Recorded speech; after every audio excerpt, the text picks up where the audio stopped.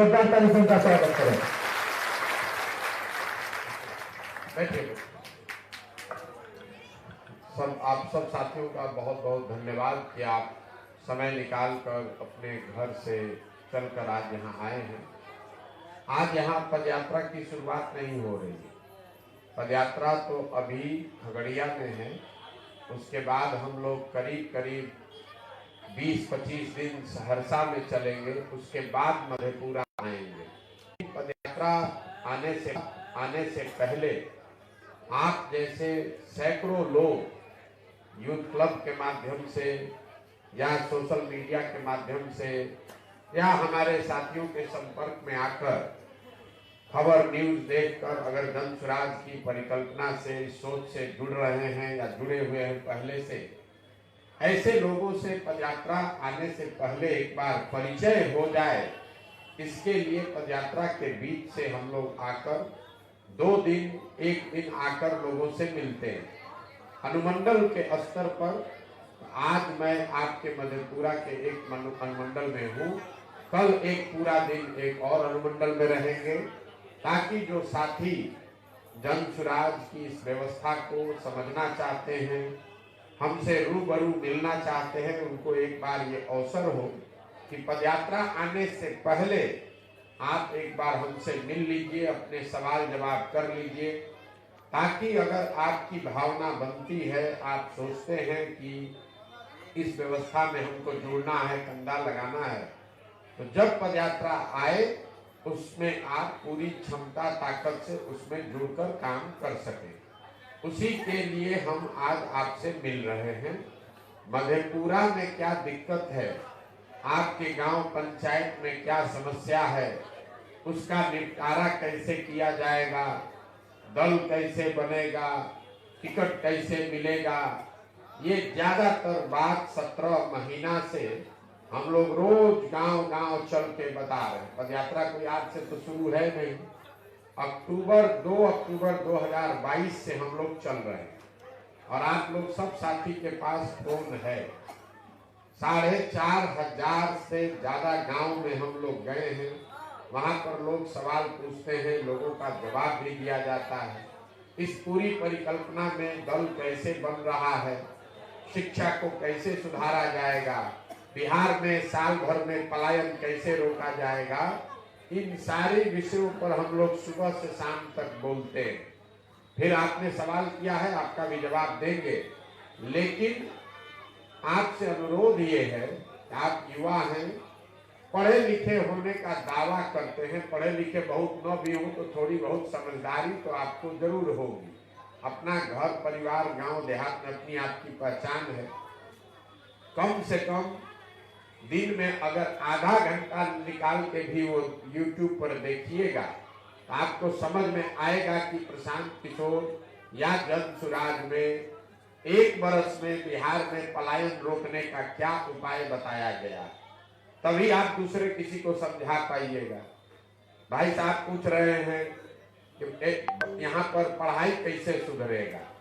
आप youth club में जुड़े हैं, हमको मालूम नहीं है कि नहीं है, लेकिन अगर जुड़े हैं तो पहला लाइन ही मैं अपने भाषण का हर जगह पूरे 1.5-2 बरस से पहले लाइन में ही ये बताता हूँ कि बिहार में शिक्षा की हालत क्यों खराब है और इसको सुधारने के लिए क्या किया जा सकता है। आप उसको देखिएगा नहीं, उठ के आए, खड़ा होके यहाँ पढ़ाई पर लंबा चौड़ा भाषण दे रहे हैं, वो कभी जीवन में नहीं सुधरेगा। आपके भाषण देने से, हमारे भाषण देने से शिक्षा नहीं सुधरेगा। खैर, आप आए हैं, सवाल आपका है, तो दिन भर आज हम यहाँ सवाल जवाब के लिए आए हैं, आपको वो अवसर है। अभी तो आप ये समझिए कि जो यूथ क्लब की ये परिकल्पना है, ये क्यों है, आप क्लब क्यों आप खोले हैं, इसमें आपकी भूमिका क्या है, जन स्वराज में आप क्लब के खोलने वाले युवा होने, साथी होने के नाते आप क्या कुछ कर सकते हैं और जीवन में इसका फायदा, नफा, नुकसान आपके लिए क्या है। अभी उतनी बात पहले समझिए। ये क्लब क्यों बनाया गया? क्लब इसलिए बनाया जा रहा है कि पिछले 15-20 साल में पहले संयुक्त राष्ट्र में और फिर 10 बरस बिहार की देश की राजनीति को मैंने करीब से देखा और ये पाया ये कि जो युवा है, जो नवयुवक है, वो राजनीति में आता कैसे। आपको मालूम है डॉक्टर कैसे लोग बनता है, आपको ये मालूम है IAS IPS कैसे बनता है, वकील कैसे बनता है, लेकिन कभी घर पर बैठ के सोचिए कि लोग राजनीतिक नेता कैसे बनते हैं। तो जो नेता आज बनने वाले लड़के हैं, जो चाहते हैं कि राजनीति में आए, कुछ काम करें, ज्यादातर लड़के अपने अगल बगल जो आपके गांव प्रखंड में जो कोई नेता या दल उपलब्ध है उसके साथ जाकर उसका झंडा उठाना, उसका माला पहन लेना, नेताजी के साथ फोटो खिंचाना, नेताजी आए तो आगे पीछे घूमना, इसी को अपनी राजनीतिक शुरुआत का जरिया मानते हैं। अब अगर बिहार में, यहाँ मधेपुरा में राजद है, भाजपा है, जदयू है, जो भी बच्चे राजनीति करना चाहते हैं तो इसी किसी दल के ऑफिस कार्यालय में जाकर उससे अपना शुरुआत कीजिएगा। यहाँ लेफ्ट है ये नहीं है, आप लेफ्ट का अगर आपका विचारधारा कम्युनिस्ट विचारधारा के आप है भी तो भी वहां नहीं जा सकते, क्योंकि उसकी कोई व्यवस्था नहीं है। अगर जिसको दलगत नहीं है तो अगल बगल कोई नेता होता तो जानते हैं व्यक्तिगत तौर पर, दोस्त मित्र परिवार के नाते, तो उसी को अपना भैया चाचा बना के उसी के साथ लग गए। जो लड़के राजनीति की शुरुआत करते हैं वो किसी न किसी दल या नेता के साथ जुड़कर अपना समय बिताना ही राजनीति की शुरुआत मानते हैं। होता ये है कि अगर 10 लड़कों ने राजनीति की शुरुआत की, नेताजी आए, उनके सामने आपने आगे पीछे किया, झंडा उठाए, जिंदाबाद मुर्दाबाद किया, नेताजी को जब आके सभा करनी है भीड़ का हिस्सा बने, धरना प्रदर्शन हुआ तो नेताजी पीछे से आएंगे, पहले आप पहुंचे, लाठी डंडा खाए। ये सब आप इसलिए करते हैं कि आपको लगता है कि धीरे धीरे ऐसे ही करते करते हम भी नेता बन जाएंगे। 2-4-5 वर्ष जब ये काम कीजिएगा तो किसी दिन मन में आएगा कि भैया हमको भी कोई पद मिलना चाहिए, हमको भी चुनाव लड़ना चाहिए। जिस दिन नेताजी को ये बात आप बताए, वो जान गया कि आप भी कुछ पद पर आने का कोशिश कर रहे हैं, तो सबसे पहले आप ही को काटेगा। जब तक आप कार्यकर्ता थे तो बहुत बढ़िया था, कार्यकर्ता से जैसे ही नेता बनने का कोशिश कीजिएगा तो आपको वो आदमी सबसे पहले लंगी मारेगा, गिराएगा, और फिर लड़के बाहर आके कहते हैं कि देखिए ना 10 बरस से इनका झोला ढोए, आप मुखिया बनना चाहते थे तो ये आदमी हमको धोखा देकर भगा दिया। मेरे भाई, वो पहले दिन से ही आपको तय किए हुए था कि आपको कहाँ रखना है। ये आपके मन में भ्रम था कि आपको बढ़ाना चाहता है। 5-7 साल लड़के ऐसा करते हैं, धक्का खाते हैं, तो 10 में 5-6 लड़का ऐसा है कि राजनीति छोड़ छाड़ के अपना घर गृहस्थी में लग जाता है। ये ऐसा क्यों है? ऐसा इसलिए है कि ये जो आपकी उम्र है 25 साल, 26 साल, 22 साल, 30 साल, ये वो समय है जब आपको अपने जीवन को भी व्यवस्थित करना है। जब तक आप 20-22 वर्ष के हैं तो भैया चाचा भाभी माई कोई पैसा दे देगा, काम चल रहा है, चलिए, दिन भर घूम भी रहे तो कोई बात नहीं है। 25, 26, 27 होते होते परिवार का दबाव होने लगेगा, अरे भाई 2-4 रुपया कमाने का जुगाड़ कर लो, कहाँ कितना दिन ऐसे रोड पर घूमोगे, कहीं शादी उदी हो गई तो पत्नी बच्चों की भी जिम्मेवारी आ जाएगी, फिर भाई चाचा बाबू जी पैसा मदद कर रहे थे वो भी कहेंगे भाई अब कितना दिन करेंगे। आपको भी अपने नजर में शर्म लगने लगेगी, कितना दिन पैसा मांग के बाल बच्चा को पालेंगे। तो ये दोहरा दबाव है, जीवन को व्यवस्थित भी करना है और राजनीति करने की इच्छा में दिन भर लखेरागिरी भी कर रहे हैं। तो इसमें ज्यादातर लड़के राजनीति छोड़कर वापस घर गृहस्थी में लग जाते हैं। आप गांव देहात में जाइएगा तो आपको कई लोग ऐसे मिलेंगे 50-60 की उम्र वाले, जो आपको बताएंगे कि तुम्हारे एज में, तुम्हारे उम्र में हम भी राजनीति करते थे, फिर आटा दाल का भाव पता चला तो छोड़ छाड़ के दुकान दौड़ी परिवार में लगे हुए। तो आधा से ज्यादा लड़का तो राजनीति शुरू किया, किसी का झंडा अंडा ढोया, 2-4-5 साल धक्का खाया, वापस चला गया। कुछ लोग ऐसे हैं जिसको राजनीति करना है, मानेगा नहीं, कुछ हो जाए उसको राजनीति करना है, चाहे घर में रोज लड़ाई झगड़ा हो जाए, नौकरी रहे चाहे मत रहे, घर वाला गाली दे के भगा दे, लेकिन उसको राजनीति करना है। इसमें कुछ आदमी ऐसा है जो जुगाड़ उगाड़ लगा के किसी न किसी दल में कोई जगह पा लेता है। आपको मिल गया है वो लेटर पैड कि राजद में आप युवा के प्रखंड के अध्यक्ष बन गए, किसी दल में युवा के जिला के महासचिव बन गए, आपका मुंह से टाइट हो गया, कह रहे भैया आपका राजनीति हो गया, आपको हम किसी संगठन में आ गए। मोदियों जी ऐसे राजनीति किए थे, लालू जी भी छात्र राजनीति से आए थे, तो आप सोच रहे हैं हम भी आ जाएंगे। 1-2 महीना घर और भी जाकर अपना ऐठिएगा कि अब तो मेरा राजनीति शुरू हो गया। 5 महीना के बाद पता चलेगा कि उस पद का कोई एक कुत्ता भी पूछने वाला नहीं। अपने जेब में लीजिए और उसको घूमते रहिए। प्रखंड में पंचायत में जाइएगा तो कोई अफसर भी भाव नहीं देगा, लेकिन ये पैड वैड लेकर 2-4-5 वर्ष घूमते रहिएगा तो धीरे धीरे जो सरकार का तंत्र है, जो अफसर है, वो समझ जाता है कि ये चालू पुर्जा लड़का है, और समाज भी जानता है कि यही वो लड़का है जो रोज अफसरों के साथ नेता लोग के आगे पीछे करता है। तो जिसको कभी कोई जरूरत पड़ा, ए बचवा राशन कार्ड नहीं मिल रहा है, तो चलो चलो चाची दिलवा देते हैं, जाइएगा दिलवाने, तो पैसा तो अफसर जो है वो लेबे करेगा 1000 रुपया, 100-200 रुपया आपको भी मिल जाएगा। तो बनने निकले थे नेता, आज 5 वर्ष में बन गए छुट भैया दलाल। तो जितना राजनीति करने वाला लड़का सब है, या तो छोड़ के भाग गया, या अगर जो रह गया राजनीति में, उसमें ज्यादातर लड़का यही छुट भैया दलाली करता है। थाना में, पंचायत में, ब्लॉक में मोटरसाइकिल लिया, पान वान खाया, सुबह घर से निकल गया, ढूंढ रहा है किसका काम कराना है। अफसर भी है, तो मालूम है कि यही है जो पैसा वसूल के लाएगा। 200-500 रुपया मिला, घरे आए, 2-4 दिन किसी दिन पैसा मिला तो घर वाला अच्छा बोला, नहीं मिला तो घर वाला भी गरियाया, अपना बैठे भैया राजनीति में धक्का खाना पड़ता है। 2-4-10 वर्ष ऐसे रहिएगा, फिर आपका हिम्मत जवाब दे जाएगा। या तो आप राजनीति छोड़ दिए, या राजनीति नेता न बन के छुट भैया दलाल बन गए। 1-2 लोग 10 में ऐसे हैं जो लड़के होशियार हैं, जिनको समझदारी है, उनको ये पता चल जाता है कि भैया ऐसे किसी के आगे पीछे करने से नेता नहीं बन सकते। क्योंकि पहला मंत्र समझ लीजिए, नेता आपको कोई दूसरा व्यक्ति और दल नहीं बना सकता है, नेता आपको आपका समाज बनाता है।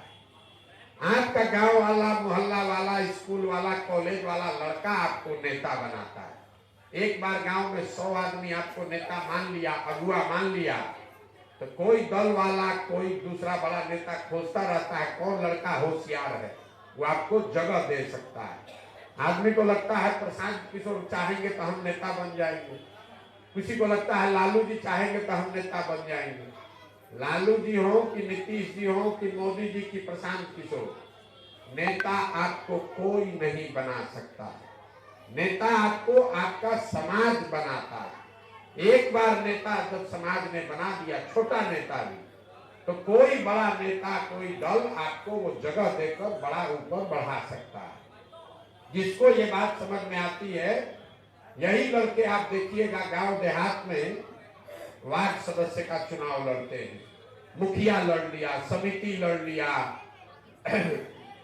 अलग अलग जो चुनाव होता है, पंच है, सरपंच है, मुखिया है, विधायक प्रमुख है, इसका चुनाव लोग लड़ता है। एक बार लड़ गया, लड़के जीत गया, कोई मुखिया बन गया, कोई समिति बन गया, तो उसके जीवन का एक महत्वपूर्ण काम हो गया। अब घर वाला भी नहीं उसको परेशान करेगा, अरे भैया सरपंच हो गया, चलिए 2000 रुपया कमा रहा है, कम से कम इज्जत तो हो गया। वार्ड सदस्य हो गया, भले 1 रुपया कमाए न कमाए, कम से कम एक जगह तो पा गया। तो सबसे जो होशियार लड़के हैं, जिनको अनुभव है, वो किसी न किसी चुनावी व्यवस्था में आकर अपने लिए जगह बनाते हैं। तो जो पूरी क्लब की व्यवस्था बनाई जा रही है, इसके पीछे यही एक कारण है कि ऐसे लड़कों को जिनको राजनीति करनी है, उनको ये रास्ता बताया जाए कि अगले 3 साल, 4 साल, 5 साल में कैसे आप कोई छोटा मोटा चुनाव लड़कर अपनी जगह बना सकते हैं। किसी के पीछे आगे घूमने से बात नहीं बनेगी। दूसरी बात, बिहार में जब आप यहाँ की राजनीतिक स्थिति को अध्ययन कीजिएगा तो एक आंकड़ा आपको बता रहे हैं, इसको याद रखिए। बिहार की आबादी है 13 करोड़ से ज्यादा और यहाँ पर रहते हैं 3.5 करोड़ परिवार के लोग। लेकिन पिछले 30 वर्ष में जितने लोग भी सांसद विधायक बने हैं, चाहे वो किसी भी दल के हो, और चाहे राजद से जीता, जदयू से जीता, कांग्रेस भाजपा से जीता, सबका नाम अगर लिखिएगा तो आपको पता चलेगा कि सिर्फ 1250 परिवार के लोग ही यहाँ विधायक सांसद पिछले 30 वर्ष में बना है। एक यही 1200-1250 परिवारों का दबदबा है राजनीति में। कई आदमी को लगता है कि लालू जी का पार्टी परिवार का पार्टी, कोई कहता है कि रामविलास जी का पार्टी परिवार का पार्टी है। ऐसी बात नहीं है। आप अपने गांव पंचायत में देखिएगा तो आपको पता चलेगा कि हर प्रखंड में, हर विधानसभा, हर लोकसभा क्षेत्र में 4-5 परिवार ऐसे हैं जिनका उस पर कब्जा है। नेता कोई रहे, दल कोई रहे, वही लोग राजनीति में आएगा, वही विधायक सांसद चुनकर आएगा। आपको एक उदाहरण देकर बताएंगे तो आपको समझ में आएगा। हम में से कई लोगों को लगता है कि भाई लालू जी, रामविलास जी का कांग्रेस का पार्टी परिवार का पार्टी है। भाजपा तो कुछ ठीक है। अब आप भाजपा को बिहार में देख लीजिए। भाजपा में अभी बिहार के अध्यक्ष हैं सम्राट चौधरी जी। सम्राट चौधरी कौन है? इनके बाबूजी का नाम है शकुनी चौधरी। जब इस राज्य में कांग्रेस का शासन था तो शकुनी चौधरी जी कांग्रेस के विधायक और मंत्री थे। जब इस राज्य में लालू जी का शासन आया तो लालू जी के भी पार्टी से विधायक और मंत्री शकुनी चौधरी ही थे। जब लालू जी का दौर खत्म हुआ, नीतीश जी का दौर आया, उसमें भी शकुनी चौधरी विधायक और मंत्री थे।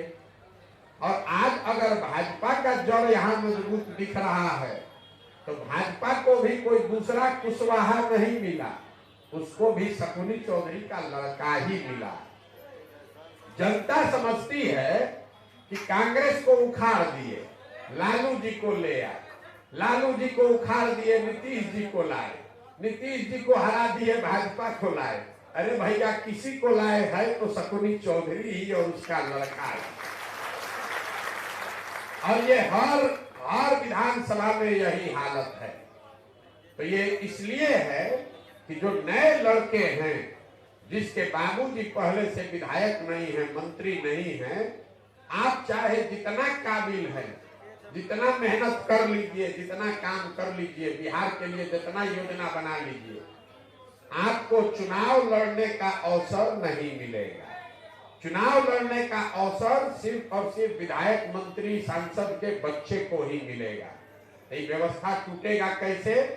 इसीलिए ये क्लब बनाया जा रहा है। हमने जन सुराज में ये संकल्प लिया है कि पूरे बिहार में 1 लाख बच्चे, मतलब हर पंचायत में 8 से 10 बच्चों को, जिनके पिताजी बहुत बड़े आदमी नहीं हैं, जिनका बाबूजी सांसद विधायक नहीं है, जो पैसा वाले का लड़का नहीं है, लेकिन उस लड़के में समाज के लिए कुछ करने के लिए, अपने लिए कुछ करने का जज्बा है, ऐसे बच्चों को चुन कर निकालें और उनको क्लब के माध्यम से संगठित करें। और एक बार अगर उसका चयन हो जाए तो फिर उसको प्रशिक्षित करें, उसके पीछे साधन, व्यवस्था, पैसा लगाएं, ताकि वो आदमी, वो लड़का चुनाव जीतकर नीचे से आए। तभी बिहार में इन परिवारों का वर्चस्व खत्म होगा।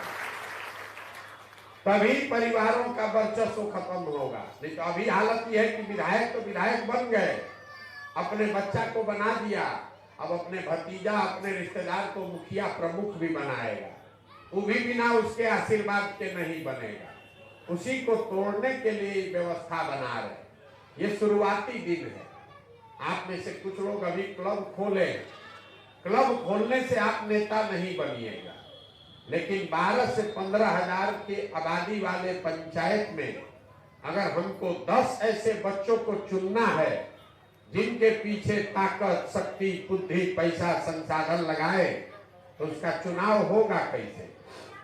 जैसे आप परीक्षा में पहले प्रीलिम्स देते हैं, फिर मेंस होता है, फिर इंटरव्यू होता है, वैसे ही क्लब का ये पहला प्रक्रिया है कि पंचायत के स्तर पर 8 से 10 बच्चों को ये अवसर दिया जाए, ये जांचने के लिए कि आप में वो बेसिक क्षमता है कि नहीं, जहां आप 10, 20, 50, 100 बच्चों को इकट्ठा कर सके, छोटा मोटा काम, क्रिकेट का टीम बनाकर क्रिकेट खिलवा सके, दौड़ने वाले बच्चों को साधन व्यवस्था देकर दौड़ने के नाम पर एकत्र कर सके, एक स्वास्थ्य का शिविर लगवा सके, बच्चों के पढ़ने की व्यवस्था कर सके। ये छोटा छोटा काम है, इससे आप नेता नहीं बनिएगा और ये करने के लिए आपके पास साधन भी नहीं। लेकिन क्लब खोल के ये करने के लिए साधन व्यवस्था आपको जनसुराज से मिलेगा। आप ये काम कीजिए। जब आप साल भर ये कीजिएगा तो अपने आप हम लोग को पता चलेगा कि उस पंचायत में कौन लड़का है जो इसको सबसे अच्छा से कर रहा है। आपका पैसा साधन नहीं लगा, आपका समय लगा, लेकिन साल भर में हम लोगों को पता चला कि वहां जो 10 क्लब खुला है उसमें सबसे अच्छा काम करने वाला कौन सा लड़का है। जब क्लब खोला जाता है तो आपसे ये भी पूछा गया है कि आने वाले 3 से 5 साल में आप कौन सा चुनाव लड़ना चाहते हैं। ये लिख कर आपसे लिया होगा, अगर नहीं लिया है तो आगे लेगा।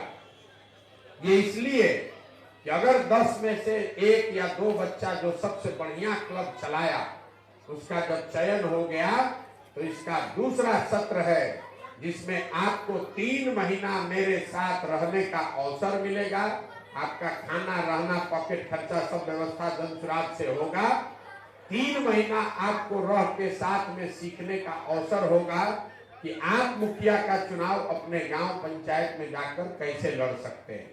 जिसने वो 3 महीने का सत्र पूरा कर लिया, फिर आपके चुनाव लड़ने की व्यवस्था की जिम्मेवारी भी जनसुराज की है। फिर आपको अपना पैसा लगाने की जरूरत नहीं है। लेकिन हम आपको सुझाव दे सकते हैं, वो व्यवस्था दे सकते हैं, काम आप ही को करना पड़ेगा। काम के तौर पर प्रशांत किशोर जिंदाबाद नहीं करना, धरना प्रदर्शन नहीं करना, लाठी डंडा नहीं करना है, जेल भरो आंदोलन नहीं करना है, बस ट्रक को तोड़ना बिगाड़ना नहीं है। ये जो समाज के में अपनी पहचान बनानी, आपके गांव पंचायत में लोगों को ये समझ होना चाहिए कि यही वो संजीव यादव है, यही कौशल किशोर है, यही संजय पासवान है, जो लड़का हम लोग के गांव में बहुत सक्रिय है। यही है जो सब बच्चों को खेल कूद का व्यवस्था करा रहा है। यही आदमी है जो मोतियाबिंद का ऑपरेशन कराया। यही आदमी है जो स्वास्थ्य शिविर लगवाया। यही आदमी है जो क्रिकेट का टूर्नामेंट पंचायत प्रखंड के स्तर पर करा रहा है।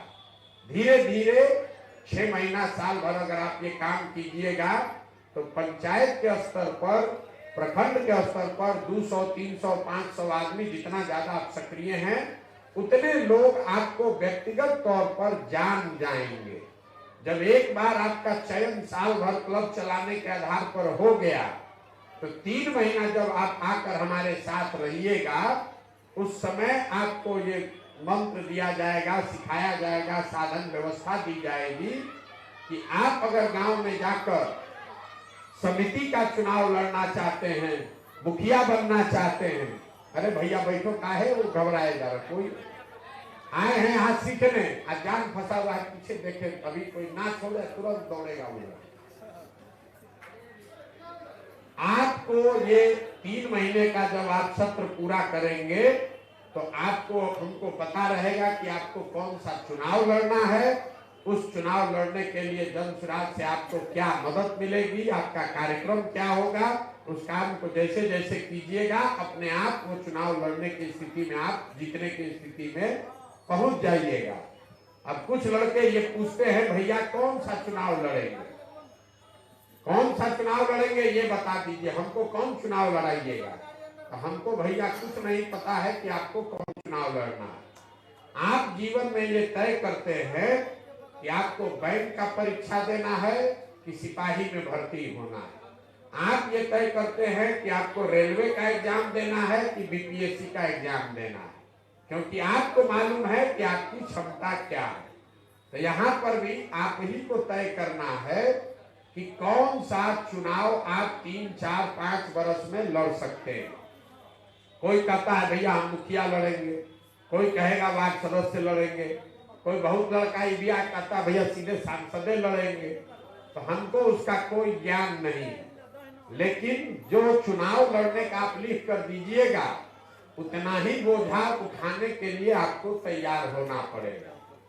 अगर आप एक क्लब चलाते हैं और लिख के दिए कि हमको विधायक का चुनाव लड़ना है, तो भैया एक विधायक के कंस्टिट्यूएंसी में विधानसभा में 30 गो कम से कम पंचायत है, 150 गांव है, और आप एक क्लब चला रहे हैं। अगर जिस दिन 150 क्लब आप चलाने का क्षमता आपका होगा तब आप विधायक लड़ सकते हैं। अगर आप में काम करने का क्षमता है तो 150 क्लब बनाने चलाने का पैसा साधन सब आपको हम देंगे, लेकिन आपको 150 गांव में घूम के रात दिन एक करके टीम बनाना पड़ेगा, क्लब बनाना पड़ेगा, चलाना पड़ेगा। अभी आप एक क्लबे नहीं बढ़िया बनाए, इसको चलाए ही नहीं, अब फिर आके कहिएगा भैया आपको विधायक का चुनाव लड़ना है, तुरंत आशीर्वाद दीजिए, उससे नहीं होगा। तो ये लोकतांत्रिक प्रक्रिया है, लेकिन अगर आप में क्षमता है तो कोई रोक नहीं है। हम आपको इतना ही एक सलाह दे सकते हैं, आपको जो भी चुनाव अगले 3 से 5 वर्ष में लड़ना है उससे एक पायदान नीचे लड़िए। अगर आपको लगता है कि आप मुखिया का चुनाव लड़ सकते हैं तो समिति लड़िए, अगर समिति का लड़ने का मन है तो वार्ड सदस्य लड़िए। ऐसा क्यों? मान लीजिए कि आप कुश्ती करते हैं, कुश्ती की प्रतियोगिता में जाइएगा तो 60 किलोग्राम में भी कुश्ती हो रहा है, 80 किलोग्राम में भी कुश्ती हो रहा है, आपका वजन है 62-65। अगर आप 60 किलोग्राम में कुश्ती लड़िएगा तो लड़ के उसमें गोल्ड मेडल जीतिएगा, और नहीं है 62 किलो के लड़ गए 80 में तो पहले ही दौर में पहलवान उठा के रिंग से बाहर फेंक देगा, कहानी खत्म हो जाएगा। तो लोकतंत्र में चुनाव लड़ने का कोई महत्ता नहीं है, इस चीज को भी याद रखिए। कई बार लड़के सोचते हैं कि चुनाव लड़ के हम पहचान बना लेंगे। जितनी बार चुनाव लड़ के हारिएगा उतना बार आप पीछे छूटते जाइएगा। हम रास्ते में चलते हैं, लोग आके कहता है भैया आपका आशीर्वाद चाहिए, विधायक का चुनाव लड़ना है। हम पूछते हैं आपने क्या किया है, तो कहता है भैया पिछला बार विधायक का चुनाव लड़े थे, कितना वोट आया था, तो बताया 1800 वोट आया था। तो हमको 1 मिनट में समझ में आ गया कि इस आदमी पर दिमाग लगाना बिल्कुल बेकार है। उससे पूछिएगा काहे लड़े थे चुनाव, 1800 वोट आया था, तो भैया लड़े कि जरा सीखे क्या होता है राजनीति, उस पर दिमाग लगाने का क्या फायदा है।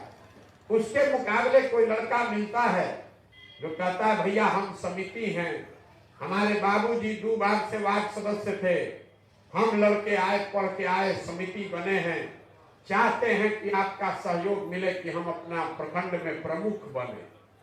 उसको हम पूछते हैं भैया विधायक काहे नहीं बनना चाहते हो, तो ना भैया पहले प्रमुख बन जाएंगे, काम करके अपना प्रखंड में छवि बनाएंगे, तब उसके आगे विधायक का सोचेंगे। हमको पता चल गया कि वो लड़का है जिसके पीछे दाव लगाया जा सकता है। हवा में उड़ने वाले लोगों के पीछे कोई समझदार आदमी दाव नहीं लगाएगा, लेकिन अगर आप जमीन से चलकर उठना चाहते हैं तो जन सुराज वो व्यवस्था है जिसमें आपको साधन, व्यवस्था, प्रशिक्षण, सलाह सब मिलेगा, लेकिन काम आपको करना पड़ेगा। अब यहाँ बैठे बैठे बहुत आदमी भी सोचता है कि प्रशांत किशोर तो बड़ा बुर्बक आदमी है, कह रहा है कि सबको पैसा साधन देंगे तो बिहार में तो इनको आदमी लोग लूट लेगा। बहुत आदमी सब अपने को चालाक समझता है। बहुत लड़का सोचता है अरे आया है क्लब का सामान बट रहा है, ले लो ना, काम करे चाहे ना, क्या कर लेंगे हमारा। देखिए जो लड़के ऐसा सोच रहे हैं उनको बात सोचना तो ठीक ही है। अरे भाई हजारों लाखों करोड़ों रुपया का सामान ही बंटवा रहे हैं और हम लोग इनका लेके भाग जाएंगे मधेपुरा में, क्या कर लेंगे हमारा। तो मेरे भाई हम आपका कुछ नहीं करेंगे, लेकिन आपसे बड़ा मूर्ख कोई नहीं। आपको लग रहा है कि आप हमारा कैरम बोर्ड लेकर भाग जाइएगा तो बहुत बड़ा तोप मार लीजिएगा, तीर। आप मेरा एक ट्रक कैरम बोर्ड लेके भाग जाइएगा तो हमारा रोआ भी नहीं हिलेगा। लेकिन हम गांव गांव यहाँ घूम कर कह रहे हैं कि समाज को मत के ऐसे लोगों को ढूंढ कर निकालेंगे जो लड़कों में आग है, क्षमता है, जज्बा है, जो कल बिहार को सुधार सकता है। तो हम कोनो मथनी लेके तो घूम नहीं रहे हैं, हम मथनी लेके नहीं घूम रहे हैं। यही समाज को मथने की प्रक्रिया है। 10 लड़का को सामान भेजे, आपको कैरम बोर्ड भेजे, टी शर्ट भेजे, जूता भेजे, बैट बॉल भेजे, और आप होशियार बनकर मेरा कैरम बोर्ड लेकर भाग गए या बैट बॉल लेकर भाग गए, तो मेरे भाई हमको ये पता चल गया कि आपकी औकात कैरम बोर्ड और बैट बॉल चोर की ही है। जो आदमी कैरम बोर्ड चोरी करके भाग गया, 2 जूता चोरी करके भागा है, अगर उसके पीछे हम पैसा साधन लगा के उसको मुखिया बना दें तब तो पंचायत का ईटा ईटा बेच देगा। तो आपको लग रहा है कि ये प्रशांत किशोर का हम सामान लेकर भागे हैं। मेरे भाई हम यही सामान देकर आपका पहचान कर रहे हैं कि आप वो आदमी हैं कि नहीं। साल भर ये दाना फेंकेंगे और जो आदमी इसको चुनकर ठीक निकलेगा उसके पीछे दाव लगाएंगे। आपको तय करना है कि आपको कैरम बोर्ड लेकर भागना है कि आपको मुखिया, सरपंच, विधायक बनना है, नेता बनना है। जिसको जो लेकर भागना है भागो। हम वो समझ कर आए हैं कि 1 लाख आदमी में 50-60 हजार लेकर भागेगा, लेकिन अगर इसमें से 10,000 लड़का भी अच्छा निकल गया तो यही 10,000 में से कल 5,000 मुखिया बनेगा और यही आदमी बिहार को सुधारेगा। कुछ लोग आकर हमको कहता है भैया क्लब खोले है, काम नहीं कर रहा है, बस चुपचाप शिथिल पड़ा हुआ है, आप काहे के लिए घबरा रहे? उसको शिथिल पड़ने दीजिए, वो हमारा कोई नुकसान नहीं कर रहा है। वो शिथिल पड़ा, कहानी खत्म, कोई दूसरा लड़का उसके लिए आ जाएगा। कि अगले 3 बरस में ऐसे ही मतते मतते हर पंचायत से 2, 4, 5 लड़का चुनकर निकाल लेंगे। जिसको चुनकर निकाल लिए उसके पीछे अब ताकत, शक्ति, पैसा, बुद्धि लगाया जाएगा। इसको 10 लाख लगे तो 10 लाख का सामान देंगे ताकि वो नेता बने, अपने गांव पंचायत में अपना झंडा बुलंद करे, जन सुराज का झंडा बुलंद करे, चुनाव जीत कर आए ताकि बिहार में सुधार हो सके। यही पूरी परिकल्पना है। तो अभी आप क्लब खोले हैं, अभी आपका पहला कदम है, अभी से ही आतुर मत होइए। ए भैया क्लब खोल दिए, बिहार में शिक्षा व्यवस्था नहीं सुधर रहा। अरे मेरे भाई पहले एक कदम क्लब चलाना शुरू करो, शिक्षा व्यवस्था जब सुधरेगा तब सुधरेगा। पहले ये निश्चित कीजिए कि आपको गांव में सब आदमी जाने कि आप ही का नाम है संजय कुमार। वो समझे में नहीं आ रहा है। अब बिहार में भ्रष्टाचार खत्म करने के लिए निकल गए। उससे बात, अगर परीक्षा देना है मैट्रिक का, लिखिएगा कि दुनिया में गरीबी कैसे खत्म होगा, तो मैट्रिक का परीक्षा फेल हो जाइएगा, आपको कुत्ता भी नहीं पूछेगा। पहले मैट्रिक पास हो जाइए, बीए कर लीजिए, एमए कर लीजिए, जब पीएचडी कर लीजिएगा, जब उस जगह पर पहुंचिएगा जहां लोग आपसे पूछे कि भ्रष्टाचार दूर कैसे होगा, तब बोलिएगा तो कोई सुनेगा। हम यहाँ खड़ा होकर बोलेंगे कि एटम बम कैसे बनेगा तो कोई सुनेगा? कोई नहीं सुनेगा। हम एटम बम तो बनाए नहीं है। अगर कलाम साहब आकर बोले यहाँ एक मिसाइल कैसे बनेगा तो सब लोग सुनेगा। हम यहाँ कहेंगे कि चुनाव कैसे लड़ा जीता जाएगा तब लोग सुनेगा, क्योंकि 20 बरस वही काम करके आ रहे। तो धैर्य राजनीति में ये 2-3 को मूल मंत्र समझ लीजिए। आप जो ये सुनते पढ़ते हैं कि प्रशांत किशोर मोदी जी को सलाह दिए, मोदी जी प्रधानमंत्री बन गए, ममता जी को सलाह दिए, ममता जी बंगाल जीत गए, तो भैया हम तो सलाह ही न दे सकते हैं, करना तो ममता जी को मोदी जी को ही पड़ेगा। आपको सलाह भी दे रहे हैं और संसाधन व्यवस्था भी दे रहे हैं, लेकिन इसके बाद भी 100 में से 90 लड़का ये काम नहीं कर पाएगा। ये भी आपको लिख के देते हैं। आदमी बोलता है कि भैया हमको कोई हाथ पकड़ने वाला होता ना, हम बड़ा आगे बढ़ जाते। जब उसका हाथ पकड़िएगा तो कहेगा ना भैया कोई कंधा को बैठाने वाला होता ना, तब पहुंच जाते। कंधा को बैठा लीजिएगा ना तो कहेगा भैया अब बड़ा चढ़ाई ज्यादा है, सांस फूल रहा है। जिसको नहीं करना है उसके लिए हमेशा कोई